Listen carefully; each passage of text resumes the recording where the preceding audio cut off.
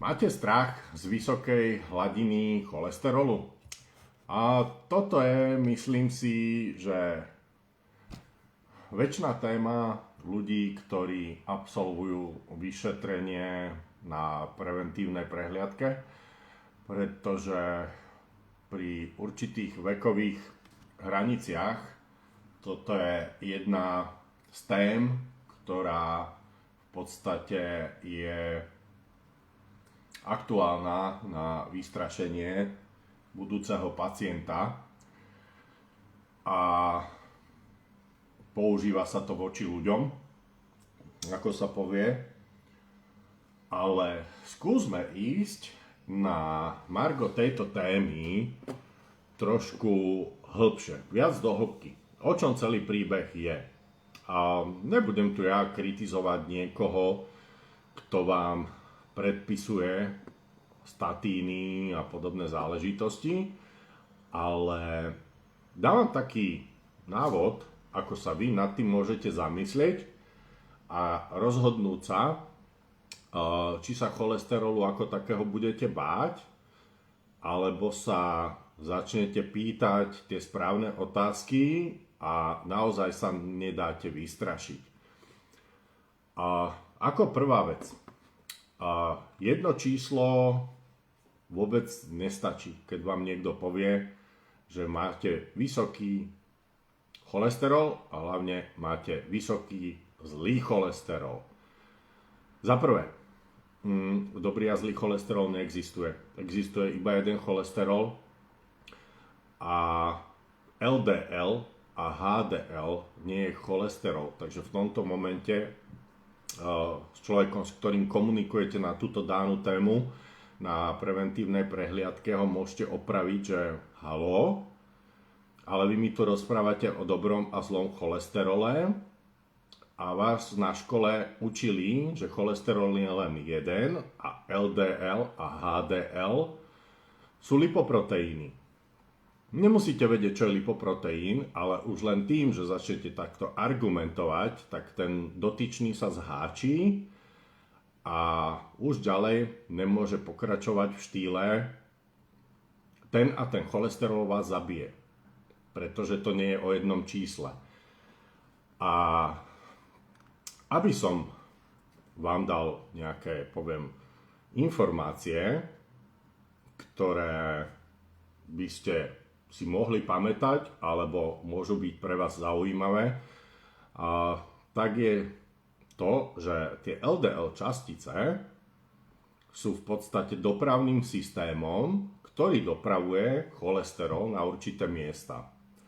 A tie LDL a HDL častice sú také autíčka, zjednodušene povedané, ktoré prevážajú náklad. A potom sa deje taká vec. LDL, lipoproteínové častice, nimi sa prenáša cholesterol z pečene do tkaní, kde ho telo využíva. Napríklad pri obnove buniek alebo pri tvorbe hormónov. Takže LDL častice v podstate zariadia to, že chlap je chlapom a žena je ženou.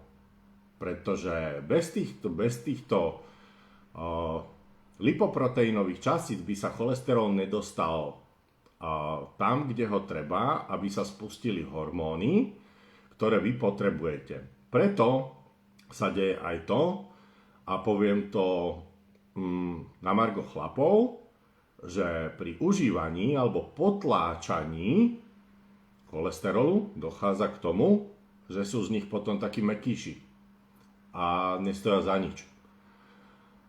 Ale je na každom, ako si to zváži.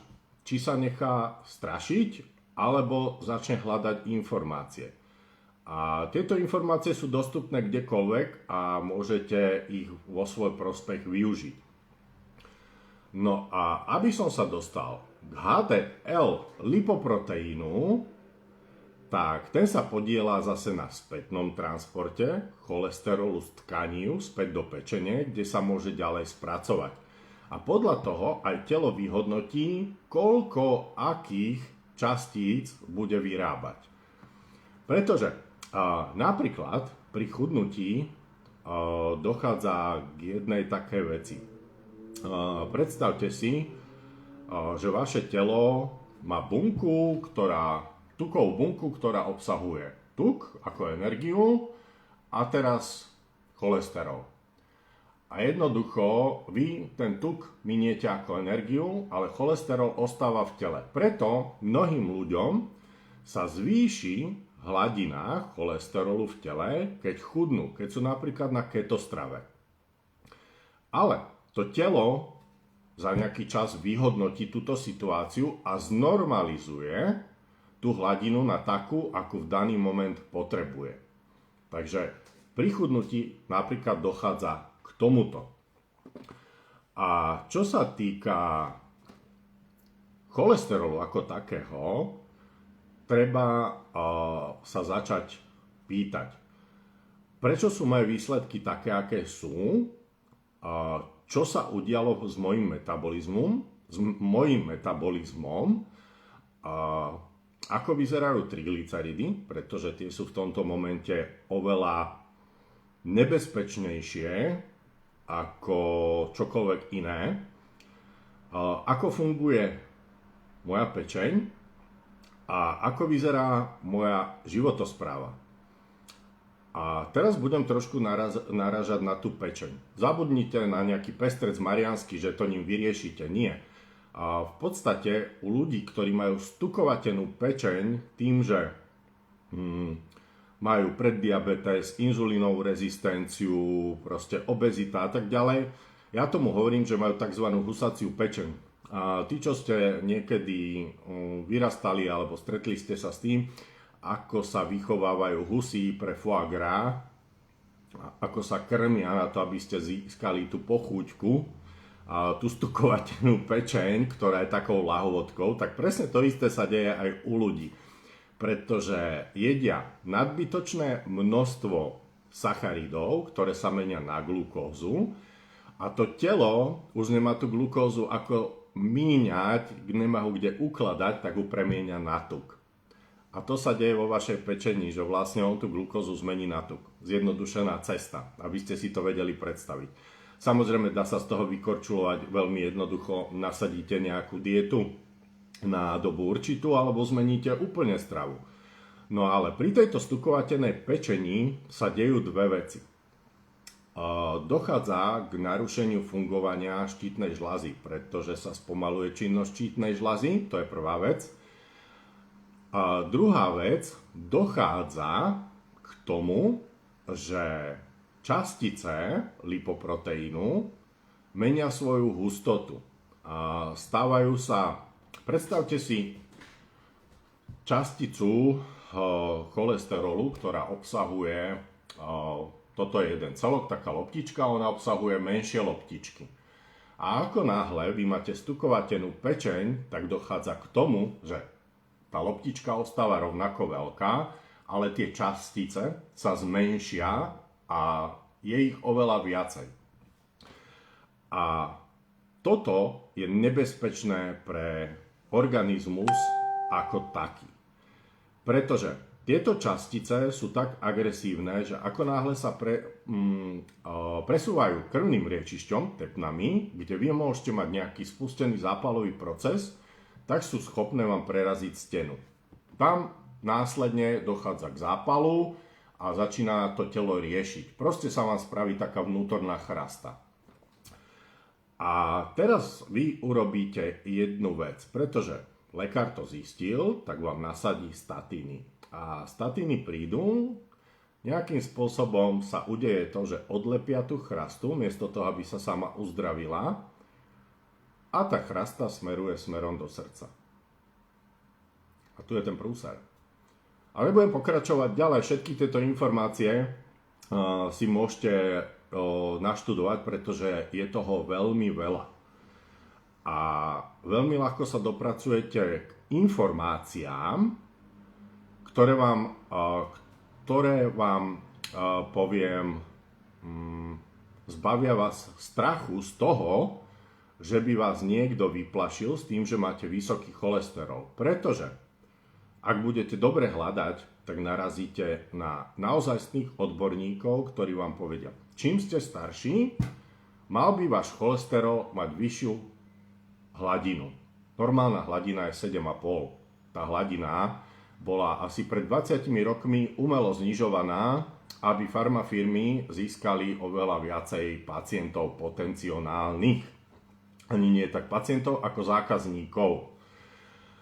Ale ja sa chcem hlavne vrátiť k tomu, aby ste vy nejakým spôsobom dospeli do štádia, nie že jedna babka povedala, ale ja som sa nad tým zamyslel, vyhľadal som si tieto informácie a pán doktor, čo sa mi deje? A je to naozaj pre mňa také nebezpečné, pretože ja mám tieto informácie, sú to informácie od lekárov a nemám nič z toho, čo ste mi povedali, ani nemám vysoké triglyceridy, ani nemám toto. A vy mi hovoríte, že cholesterol ma zabije. Ale pritom vy môžete mať vysoký cholesterol, napríklad v danom momente aj zo stresu, či už vás niekto vytočil, alebo už len z toho, že sa bojíte ísť k lekárovi. Už len vtedy sa tá hladina zdvíha.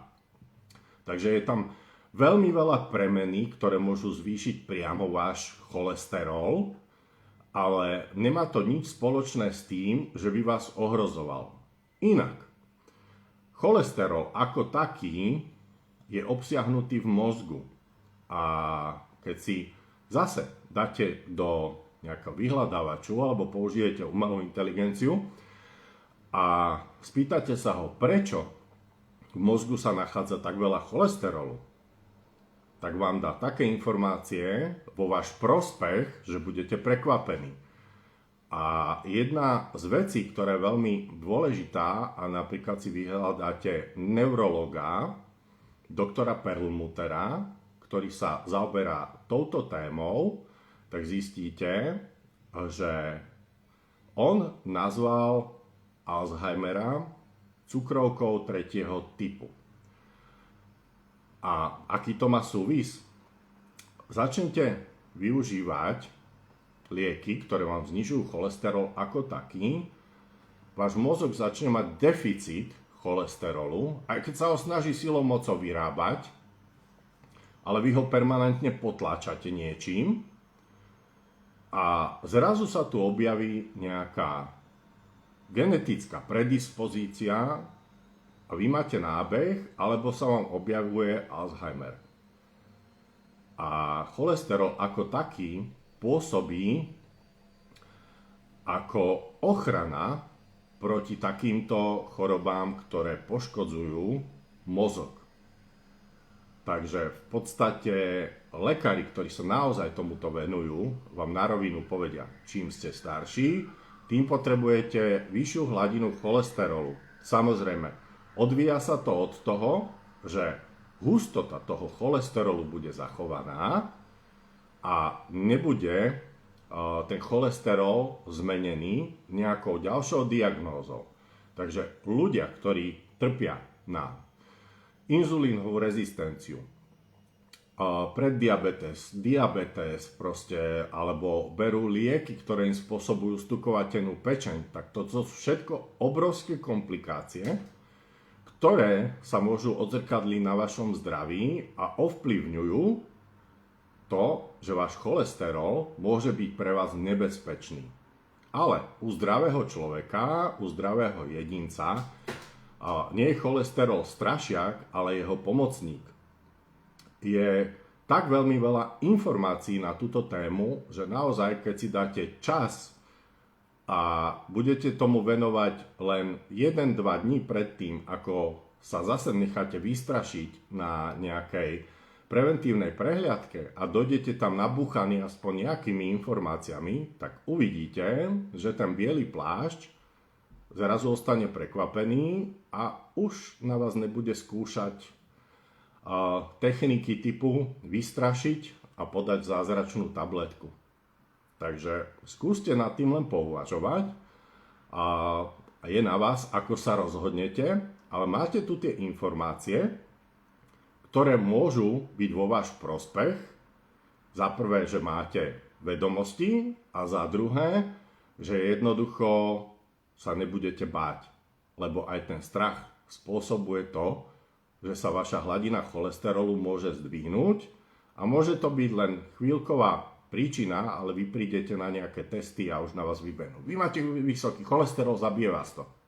Čo ste robili? Musíte jesť toto, ja vám dám zázračnú tabletku, ktorá vás síce nevylieči, ale budete ho papať až do konca života. A my z vás budeme mať tantiemy.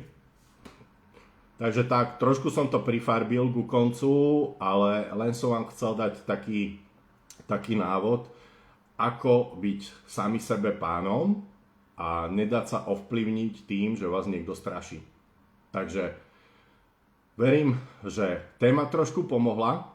Prajem vám peknú sobotu, ešte krajšiu nedelu a aby ste sa ničoho nebali. Čaute, čaute, pozdravím vás Jaro.